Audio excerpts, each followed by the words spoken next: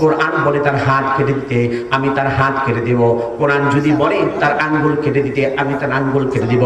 বুলুগুল মারামের হাদিস, আল্লাহর নবী সাল্লাল্লাহু আলাইহি ওয়াসাল্লাম বলেন, কোন চোর যদি চুরি করে একটি ডিম, তাহলে তার আঙ্গুলের কর কেটে দাও।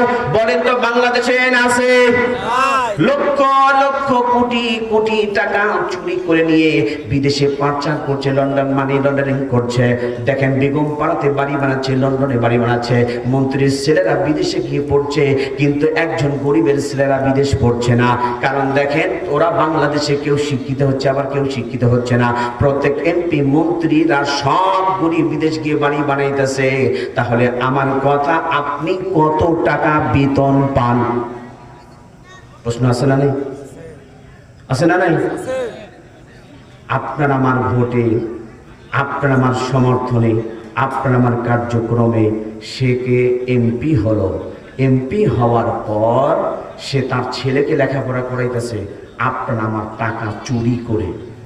আপনি আমি মাথার ঘাম পাতায় ফেলে টাকা ইনকাম করি, আর আপনার আমার মাথা বিক্রি করে ওরা টাকা সরকারের কাছ থেকে কোটি কোটি টাকা নিয়েছে। বলে ঠিক কিনা? আপনি আমি যেভাবে চলাফেরা করছি, আমরা মনে করছি 5 ওয়াক্ত নামাজ পড়ি, হজ করি, যাকাত দেই, আমি তো জান্নাতি। আসলে কি তাই?